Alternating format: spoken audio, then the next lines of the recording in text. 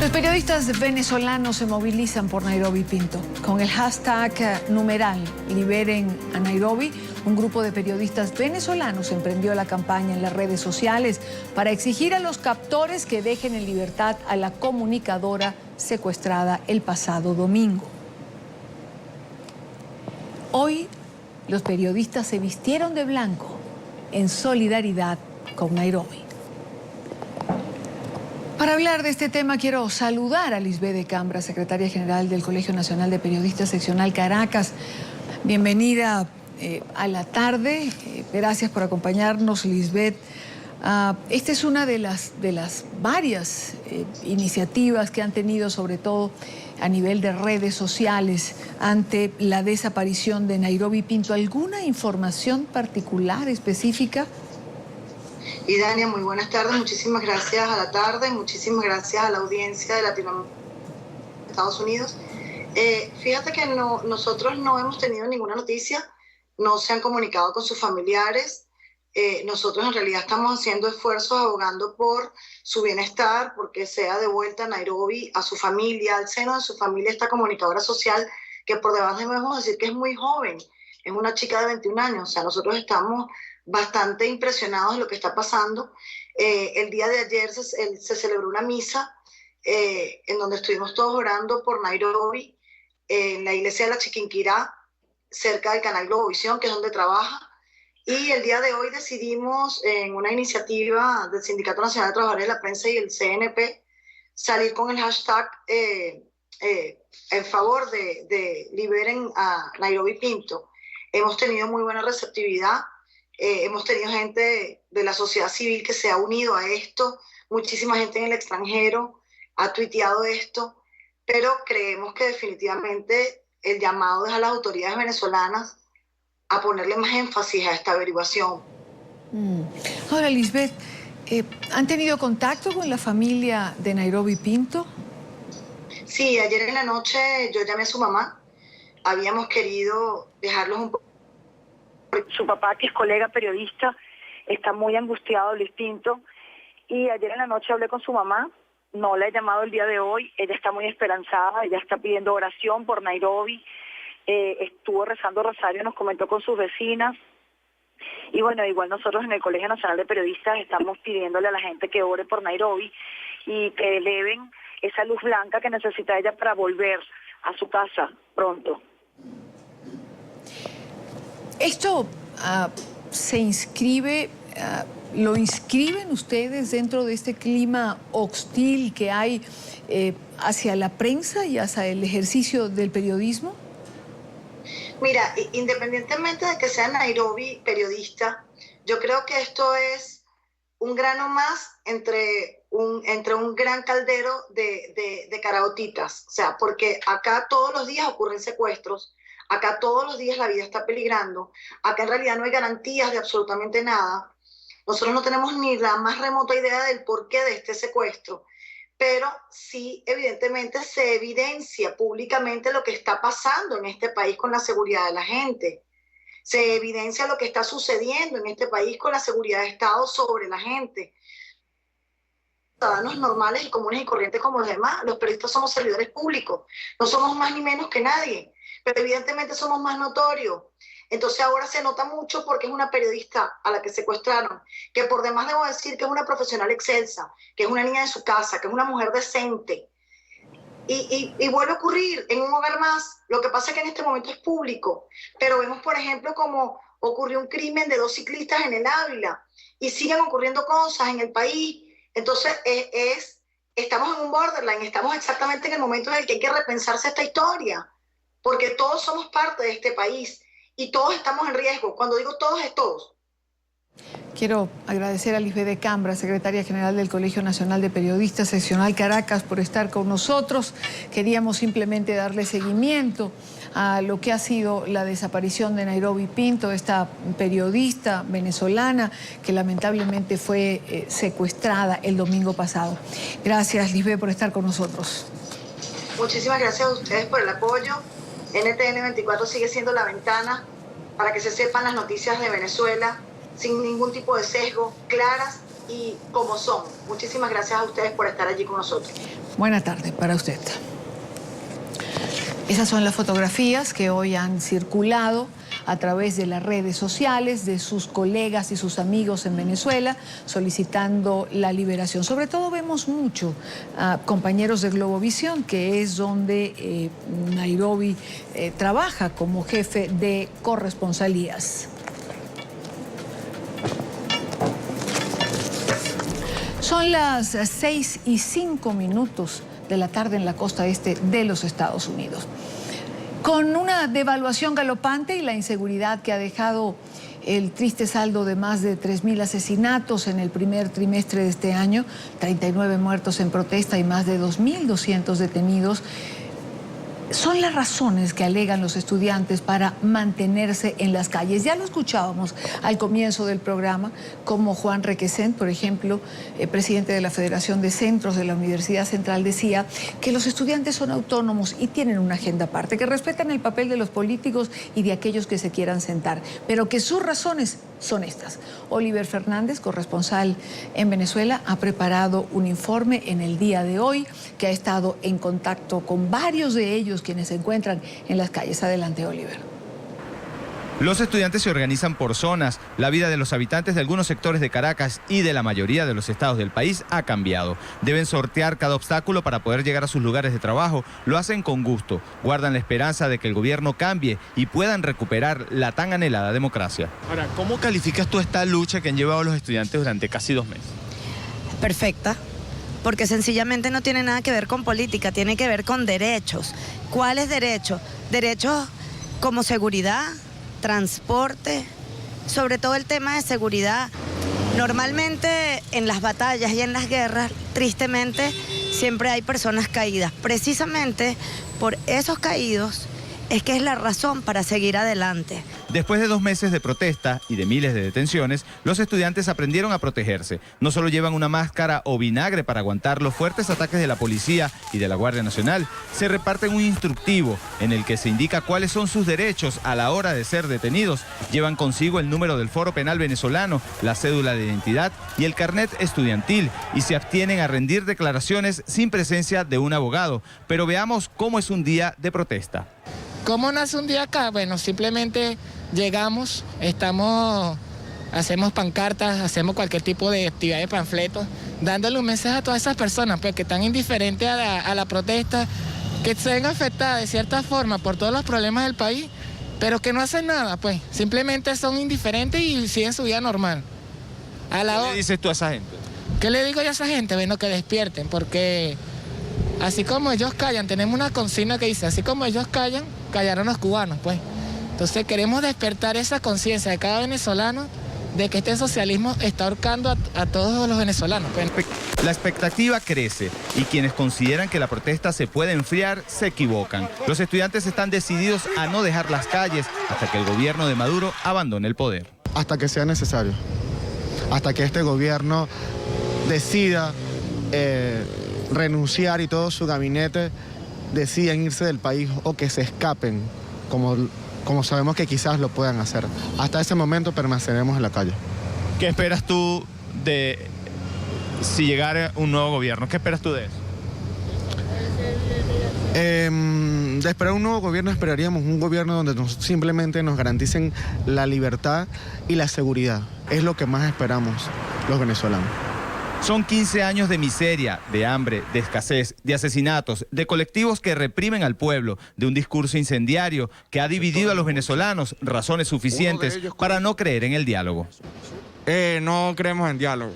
En esa mesa de diálogo no hay quien represente al que está de verdad cerrando las calles. No hay ningún estudiante. No creemos en diálogo porque con una dictadura no se puede ir a ningún tipo de diálogo, no se puede llegar a acuerdo. Y quieren hacer creer, o sea, con este diálogo quieren hacer creer que todo está bien, que hay democracia. Eso es una total farsa. Allá aquellos políticos que se quieran prestar a su escenario para los extranjeros. Los estudiantes consideran que será una dura batalla que dejará un nuevo amanecer con un futuro para las nuevas generaciones. Así están las calles de la mayoría de las urbanizaciones en Venezuela, totalmente cerradas. Los estudiantes han utilizado estas guarimbas como medida de protesta a causa del desabastecimiento, de la inflación, de la inseguridad. Destacan que es ahora o nunca y no pierden la esperanza de conseguir un nuevo gobierno que se encargue de velar por los verdaderos intereses de sus ciudadanos. Desde Caracas, Venezuela, para NTN 24, Oliver Fernández. Gracias a Oliver por este reporte. Y así está Venezuela. Es decir, así están las calles, algunas calles de algunas ciudades venezolanas, trancadas por barricadas. Ustedes han escuchado lo que piensan los estudiantes. Ahora bien, la presencia de la iglesia en los diálogos en Venezuela pareciera concretarse. El gobierno invitó al diálogo con la oposición, al número 2 de la Santa Sede, a Pietro Parolin. Antes de ser nombrado por el Papa Francisco, el cardenal fue nuncio apostólico en Caracas. Por eso se dice que sería beneficioso porque ya conoce la situación de Venezuela y ya ha estado allí. En la carta, el ministro de Relaciones Exteriores, Elías Jagua, manifestó su esperanza de contar con la participación de Parolin para promover el diálogo constructivo, el entendimiento y la paz. La conferencia episcopal había por su parte indicado que el Vaticano no había recibido una solicitud formal para participar en las conversaciones. Para hablar del tema quiero saludar a Monseñor Baltasar Porras, arzobispo metropolitano de Mérida. Monseñor Porras, gracias por acompañarnos, y Dania Chirinos le saluda. Hay confusión en relación a la presencia del Vaticano o no. Es decir, hay una carta del canciller Jagua. ¿Esto está formalizado, se ha oficializado, va a ser así? Buenas tardes, Monseñor. Buenas tardes, Idania. Sí, las noticias que tenemos son estas mismas que salen pues a través de los medios. La lectura de la carta de invitación, que por lo visto ha sido cursada hoy pues, por el canciller Jagua, deja muchas dudas en cuanto a la invitación, que simplemente es que se sume a una conferencia de paz. Pienso que este tipo de cosas requieren algo más de seriedad, diríamos, en el planteamiento de cuál es el papel que pueda venir a hacer en un momento dado un representante de la Santa Sede. Había sido solicitado pues por el otro sector, ahora lo acepta, o por lo menos sale esta invitación. Me imagino que esto requerirá pues un estudio y unas conversaciones para no venir simplemente, bueno, aquí estamos, ¿a qué venimos? Todas estas cosas requieren indudablemente una preparación, una agenda, y este papel el que pueda jugar el representante que la Santa Sede eventualmente pudiera pues nombrar para este diálogo, que indudablemente dentro del clima que existe en el país hay una enorme incertidumbre de una parte y de otra, pero a pesar de todos los argumentos que son muy ciertos, de todas las dudas que tienen su base, pues solo intentando por lo menos conversar es como se puede determinar si esa voluntad es sincera o no, y si se llega a cosas muy concretas. No debemos olvidar que ya en el 2003, después de largas conversaciones en aquellas mesas pues que se instalaron entonces, se firmaron solemnemente una serie de acuerdos, los cuales no se han cumplido ninguno, y esto puede por lo menos explicar o el rechazo o la incertidumbre que pueda existir en parte de la población para que tenga algún sentido pues este tipo de encuentro. Ahora, Monseñor, entendemos entonces que esto es una invitación que se ha cursado, que evidentemente tiene, como usted señala, que tener alguna conversación, formalizar cuál es el papel, cuál es la característica, qué va a hacer esa persona que vendría del Vaticano. Entendemos que esto, ustedes tienen la misma información que tenemos todos, no hay nada concreto, nada se ha confirmado. Por otra parte, la Conferencia Episcopal Venezolana hace unos días emite un documento muy claro, un documento muy frontal, un documento que habla de la violencia en Venezuela y del papel que tendría que jugar además el Ejecutivo en esto. ¿Cree usted que ese documento de la Conferencia Episcopal realmente ha llegado? Caramba, que se nos cayó la llamada. Caray, perdimos la llamada con Monseñor Baltasar Porras, él es arzobispo metropolitano de Mérida, formó parte de la directiva de la Conferencia Episcopal Venezolana. Le decía, Monseñor, hacía referencia a lo que ha sido el documento emitido por la Conferencia Episcopal, que ha sido acogido por la población venezolana. Muchos de los líderes políticos que hemos tenido la oportunidad de entrevistar en estos días han hecho mención de él.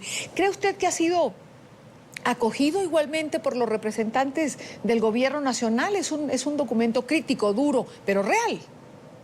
Mira, lo que está en la base de todo esto es...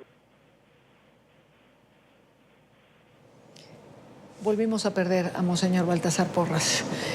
Estamos hablando, él está en Mérida, en los Andes venezolanos. Por cierto, que es una de las capitales donde mayor protesta o mayores protestas se han realizado a lo largo de estos 56 días. Y como se los he dicho, también pues en el transcurso de esta semana y de la pasada, las comunicaciones con Venezuela se han hecho bastante difíciles, complicadas. Todo lo que tiene que ver con líneas telefónicas, internet, tiene constantes caídas, no hay una señal clara, pero bueno, de todas maneras, aquí lo tenemos. Decía usted, Monseñor, se le cayó justo cuando iba a empezar a hablar. Sí, ciertamente que lo que está en la base es admitir que existe una crisis y que hay unos problemas que son reales.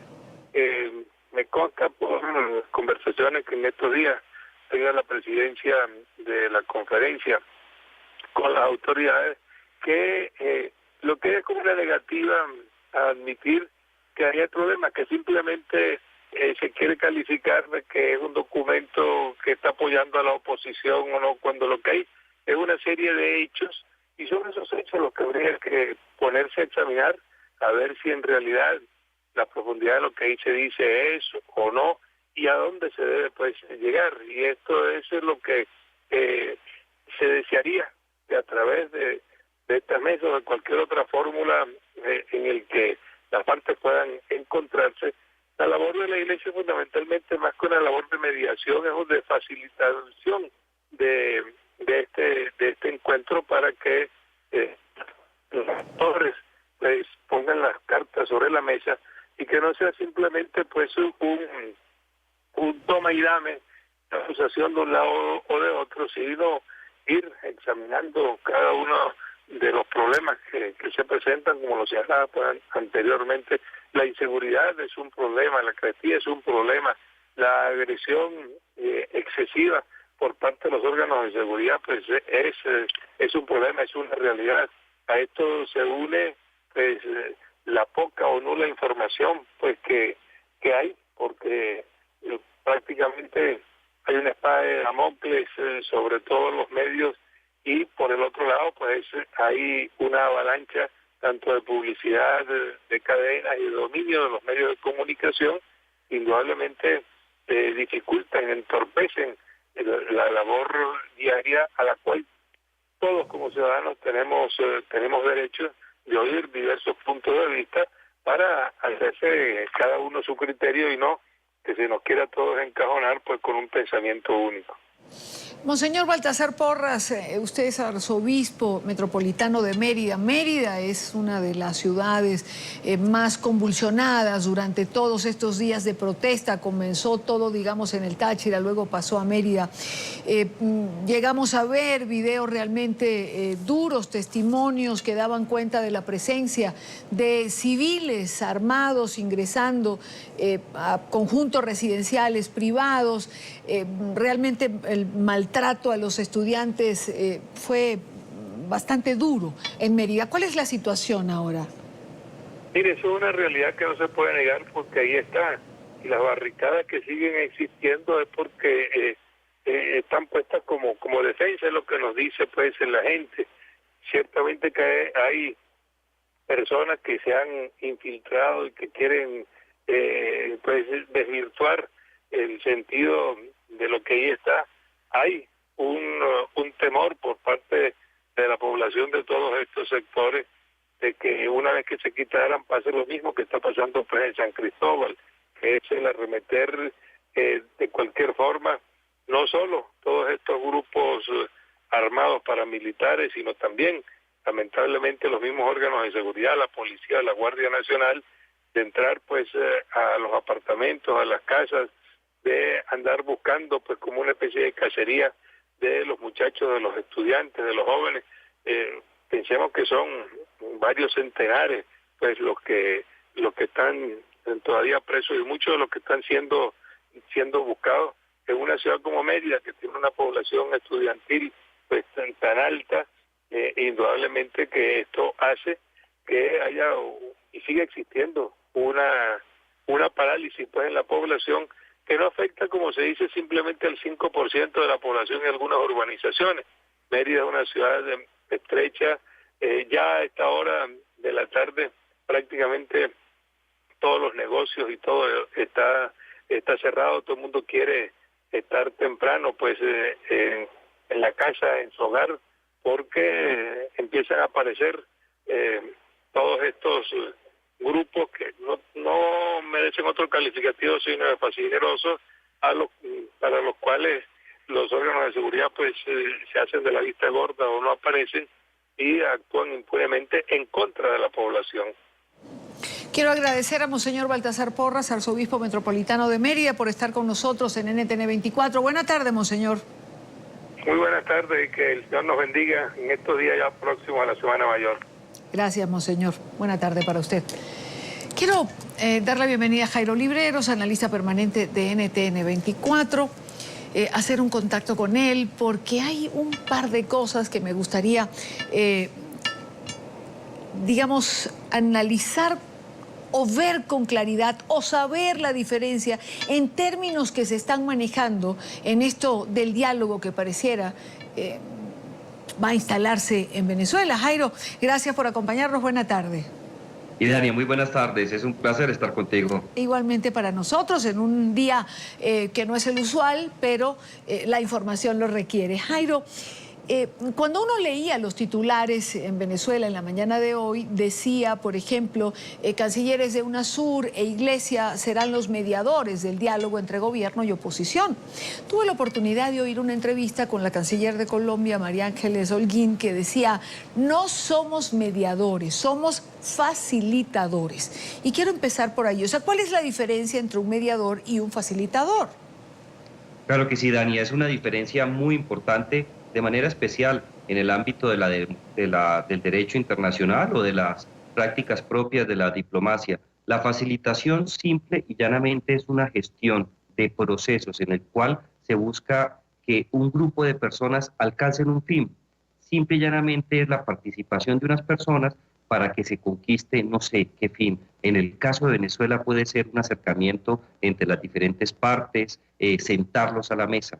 En cambio, Idania, y en términos diplomáticos hay que ser muy claro, la mediación ya no es la gestión de este tipo de cosas. La mediación lo que busca es resolver un conflicto gracias a la participación de un tercero que se presume que es imparcial. Si es el caso venezolano, nosotros diríamos que los cancilleres de la UNASUR llegan a Venezuela como mediadores es porque tienen la facultad de resolver el conflicto entre el gobierno Maduro y la oposición y llegar a un acuerdo.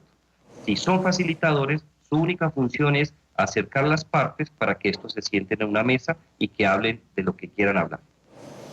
Creo que la canciller María Ángeles Holguín dejó esto bien claro, porque insistió, somos facilitadores. Es más, hizo un comentario que señalaba algo así como, bueno, si no logramos sentarnos a conversar o no podemos resolverlos, bueno, veamos entonces cómo nos ayudan y si es factible plantear una mediación. Pero me parece importante porque de cara además al papel de los cancilleres que han sido aceptados, que son los de Brasil, Colombia y Ecuador. Y hay una parte importante, señalas tú que en una mediación, este tercero, que se presume imparcial, pues tiene de alguna manera alguna facultad para resolver este conflicto. Ahora, se le ha preguntado a varios de los cancilleres si son imparciales frente a este conflicto. Y, por ejemplo, el canciller Patiño, canciller de Ecuador, dijo pues que era una pregunta irrespetuosa. ¿Es irrespetuoso preguntarle a estos cancilleres cómo ven el conflicto? Porque es un conflicto importante, es decir, no solo para los venezolanos, sino para la región. Daniel, desde ningún punto de vista, si tú miras lo que es la jurisprudencia internacional en el ámbito de la facilitación y particularmente de la mediación, que es el tema que discutimos, las partes tienen no solamente la facultad de buscar personas idóneas, independientes, que tengan la capacidad de resolver el conflicto, sino que se pueden dar audiencias especiales para confrontar no solamente el perfil de la persona o de las personas que han sido escogidas, sino para tener mucha más claridad sobre cuáles verdaderamente los intereses que lo mueve a ese mediador para apoyar en la resolución de un conflicto. Te voy a poner un ejemplo que creo que es muy importante. Si nosotros queremos resolver el conflicto que hay entre la oposición y el gobierno de Maduro, sin duda las dos partes van a postular nombres de personas que consideran independientes y capaces de resolver el conflicto. La otra parte, la que escucha el nombre, tiene la oportunidad de entrevistarse con él, presentar objeciones y buscar la persona que resulte ser más imparcial e idónea. Pensar que lanzarle esa pregunta a un canciller es una ofensa o lo afecta en términos del papel relevante que tiene como canciller de un país en América Latina, no solamente es ridículo, demuestra como principio de evidencia que no es imparcial. Ahora, no puedo perder la oportunidad, si estamos conversando, de preguntar tu opinión en relación a esta reunión exploratoria de ayer, a este diálogo que estaría planteándose, pero con aristas que son complicadas. La declaración del canciller Jagua, por ejemplo, en el día de hoy, llamando asesino a Enrique Capriles, y estoy leyendo, por ejemplo, que la presidenta del Consejo Nacional Electoral venezolano acaba de anunciar las elecciones para elegir a los alcaldes de San Diego y de San Cristóbal. Enzo Escarano, uno de ellos, recordemos que están detenidos y presos, y es una de las solicitudes que estaría haciendo la oposición, los que piensan que el diálogo tiene que ser condicionado, que es restituir a estos alcaldes. Es decir, no es como poner trabas o atravesar es más, no es como levantar barricadas como las que levantan los estudiantes antes de llegar a la mesa de diálogo. Y Dani, es torpedear completamente el proceso de facilitación, porque el escenario es muy sencillo. Si se logra que ellos se sienten a la mesa gracias a la facilitación, tú le estás diciendo a los miembros de la mesa democrática que si se llega a dar cualquier choque en la discusión, fácilmente cuando se vayan a sus casas después del diálogo, terminan o muertos o encarcelados. Si tú sigues con este tipo de procesos de persecución política, si no estableces acciones de buena voluntad en el sentido de establecer caminos para que estas personas recobren su libertad, creo que este tipo de facilitación va a tener un resultado de suma cero, no va a servir. Lo más importante en este tipo de acercamientos no es el tercero que viene a que alcance sus objetivos. La gracia de esto es demostrar que hay interés real de negociación y de diálogo. Y lo que nosotros vemos, por lo menos en América Latina, es que el gobierno Maduro simple y llanamente trae a terceros que no son imparciales para que lo ayuden a resolver sus conflictos o para que lo ayuden a sentarse en la mesa, como es el caso de la facilitación, para que la comunidad internacional crea que en Venezuela existe una democracia. 15 años, digamos, de gobierno bolivariano, de gobierno chavista. Esta circunstancia del diálogo se planteó ya en otra oportunidad. Lo recordábamos, señor Baltasar Porras. Hace un momento se establecieron mesas de diálogo, participó el país, participaron de varias áreas, se asumieron compromisos que nunca se cumplieron. Los que plantean, en el caso de sectores de la oposición, que plantean un diálogo condicionado de cara también al país, porque si uno revisa las redes sociales, ve como la gente dice no podemos creer en diálogos que ya se iniciaron antes y no se respetaron. Es decir, ¿tendría el gobierno de Nicolás Maduro que dar algún tipo de garantía o, como dijo Ramón Guillermo Aveledo, quien dirige la Mesa de la Unidad, es que vamos al diálogo precisamente porque no hay garantías y no se respeta la Constitución? Es decir, son dos posiciones, cada uno con sus razones. Claro que sí, y son posiciones muy interesantes, pero hay que tener en cuenta algo. Este tipo de actividades con la presencia de cancilleres de América Latina, especialmente la UNASUR, lo que busca es que ellos se sienten para establecer quizás principios de acuerdo para dialogar. Y yo creo que eso es importante. El gran inconveniente es que yo no creo que el gobierno Maduro esté dispuesto a suspender la persecución política a los principales líderes de la democracia en Venezuela, a darles la oportunidad a que ellos se expresen pacíficamente en las calles como lo vienen haciendo y de manera especial que se detenga la represión en contra de ellos. La facilitación puede tener éxito siempre y cuando se garanticen esos tres principios. Si eso no se logra, si no hay buena voluntad, Idania, lamentablemente creo que vamos a continuar con esta confrontación que muy seguramente se va a incrementar en las próximas semanas. Quiero agradecer a Jairo Libreros, analista permanente de NTN24, por compartir estos minutos con nosotros en la tarde. Buena tarde, Jairo, gracias. Idania, un abrazo.